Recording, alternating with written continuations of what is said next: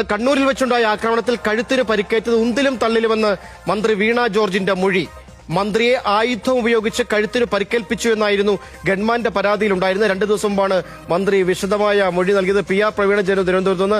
പ്രവീണ, ഈ മന്ത്രി മൊഴി നൽകിയതനുസരിച്ചാണെങ്കിൽ കാര്യങ്ങൾ അങ്ങ് കീഴ്മേൽ മറിഞ്ഞല്ലോ. കാരണം ഈ KSU പ്രവർത്തകരെ കുറച്ചു ദിവസം ജയിലിലൊക്കെ ഇട്ടതല്ലേ. പക്ഷെ ഇപ്പൊ മന്ത്രി ഇപ്പൊ പറയുന്നത് എന്താ ഉന്തിലും തള്ളിലുമാണ് എന്നുള്ളതാണ്. അവർ കഴുത്തിന് വധശ്രമമൊക്കെ ആയിരുന്നില്ലേ?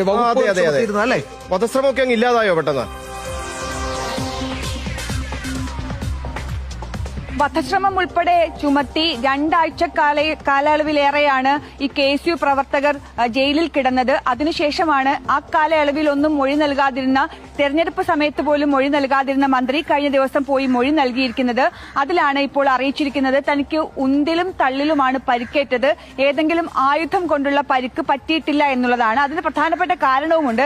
കാരണം മന്ത്രി ആ തരത്തിലേക്ക് മാറുന്നതിനുള്ള പ്രധാനപ്പെട്ട കാരണം ഈ ആരോഗ്യ വകുപ്പ് നടത്തിയ പരിശോധനയിലൊന്നും അത്തരത്തിൽ ഏതെങ്കിലും തരത്തിലുള്ള ആയുധം കൊണ്ടുള്ള മുറിവൊന്നും കണ്ടെത്താനായിരുന്നില്ല. ഇതും മന്ത്രിയുടെ മൊഴിക്ക് കാരണമായി എന്നാണ് മനസ്സിലാകുന്നത്. എന്തായാലും കുറച്ച് ചെറുപ്പക്കാരായ ആളുകളെ അവിടുത്തെ CCTV ദൃശ്യങ്ങളിലൊന്നും ആ KSU പ്രവർത്തകർ മന്ത്രിയുടെ 7 അയലത്ത് പോലും വന്നിരുന്നില്ല എന്ന് വ്യക്തമായിരുന്നല്ലോ. പിന്നെ എങ്ങനെയാണ് അവരെ പ്രതി ചേർക്കുക എന്നൊരു ചോദ്യം കൂടി സാമൂഹ്യ മാധ്യമങ്ങളിലടക്കം പ്രതിപക്ഷം അടക്കം ഉന്നയിക്കുകയും ചെയ്തിരുന്നു. മന്ത്രി പറയുന്നത് പച്ചക്കള്ളമാണ് എന്ന് അതിനിടെ ആരോപണം ഉയർന്നിരുന്നതാണ്. അപ്പോൾ അത്തരമൊരു സാഹചര്യം കൂടി, സാധ്യത കൂടി ഈ മന്ത്രിയുടെ മൊഴിക്ക് പിന്നിലില്ലേ?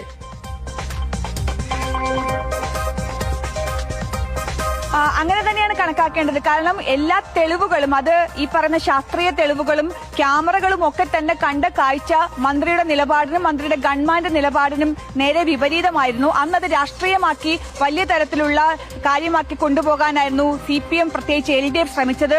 സംസ്ഥാന വ്യാപകമായി അന്നുണ്ടായ സമരങ്ങളും അതുപോലെ തന്നെ പ്രതിഷേധ പ്രകടനങ്ങളും എല്ലാം അതിന് തെളിവുമാണ്.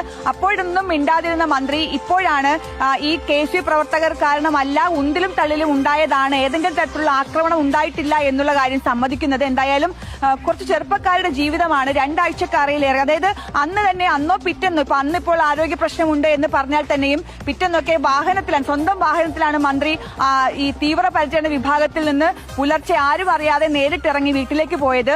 ആ സമയങ്ങളിലൊക്കെ കൊടുത്തിരുന്നുവെങ്കിൽ ആ കുട്ടികൾക്ക് അന്ന് ജയിലിൽ അധിക ദിവസം കഴിയാതെ പുറത്തിറങ്ങാമായിരുന്നു. എന്നാൽ അതൊന്നും ചെയ്യാതെ അതിനെ പരമാവധി രാഷ്ട്രീയമായി ഉപയോഗിച്ച ശേഷമാണ് ഇപ്പോൾ വാസ്തവം പറയുന്നത്. കാരണം തെരഞ്ഞെടുപ്പ് കാലമായിരുന്നു, രാഷ്ട്രീയമായി ഉപയോഗിക്കാൻ പറ്റിയ അവസരമായിരുന്നു.